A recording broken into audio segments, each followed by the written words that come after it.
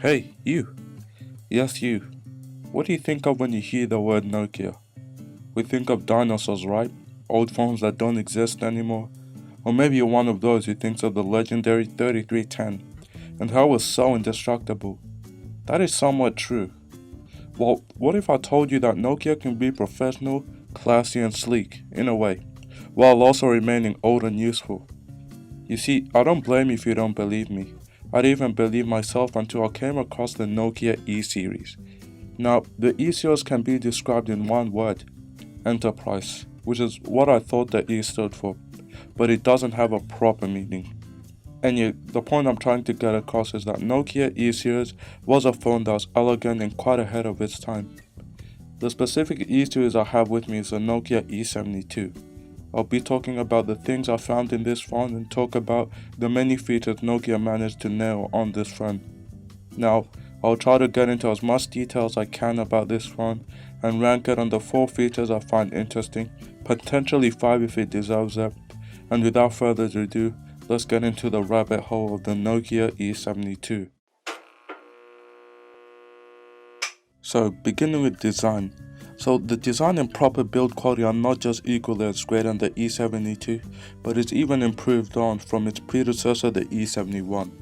One thing I couldn't help but notice was the plastic screen, which really took away from that premium user experience that E72 promised. Although the E72 did come with a free leather case that made carrying the device safer and protected it from being scratched. Unlike all goofy Nokia phones that boast a good camera, we get a wrist strap to prevent it from dropping. Which doesn't make any sense, seeing as some of these Nokias can be bulletproof. The Nokia E72's tiny design is one among of the features I admire the most. This is an incredibly enticing business-oriented smartphone that is little in size but also big in reliability. Well done, Nokia.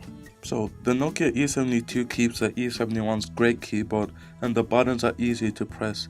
They do have a distinct appealing character, but due to their small size, you will have to type with your fingertips, which will slow down text entry.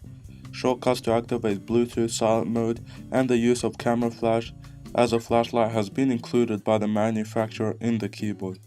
The new design of the functional keys as well as the send and end keys makes them easier to use and gives the phone a more polished metal appearance. So the camera on this phone is quite terrible, to be honest.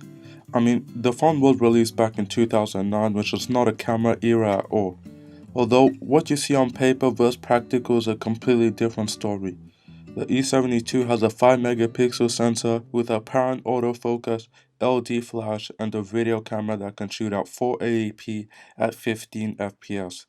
In my previous video that I posted in the channel, you can see just the lack of performance this camera provided.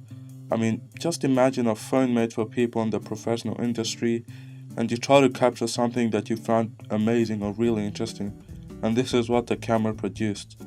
I mean, if you're willing to pay the $469 that Nokia was asking, I would like to hope that you owned the separate camera in 2009. Okay, so let me get into the final part of the E72, and that is the software. Now, software on the E72 is quite special, especially for 2009. Symbian OS was an operating system which Nokia played a big role in keeping alive, so it is no surprise that this phone utilized it. Unfortunately, Symbian was discontinued largely due to the fact that Nokia stopped accepting new or changed Symbian software from developers. But I am not here to talk about the end of Symbian, but instead my experience with using such an old OS.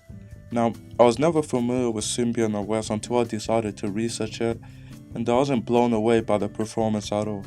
I actually found it to be suiting to the device, as the OS isn't too complicated and nor is it kneecapped like many old operating systems. Anything you want on a modern day smartphone can surprisingly all be found in this single OS, and especially for 2009 this really makes you wonder how much technology has improved. Like we can see that the phone has a Maps app, a web browser, location sharing and much more.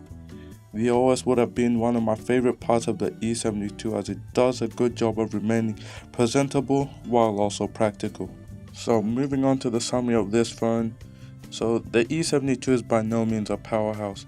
If you still own this phone somewhere in your drawer or hiding somewhere amongst other fossils, it will not be a bad idea to pick this thing up and capture some nostalgic looking short films. From a rating out of 10, this phone will receive a comfortable 6 out of 10. I felt like 6 was deserved because this phone somehow gets all everyday tasks done just like a normal smartphone. One downside of this phone that really brought the rating down was the lack of snake game. Adding that to the phone would have boosted the score from a 6 to a solid 7. Anyway, thanks to those of you who stuck around to the end, I really appreciate it, and I'll see you guys in another video. See ya.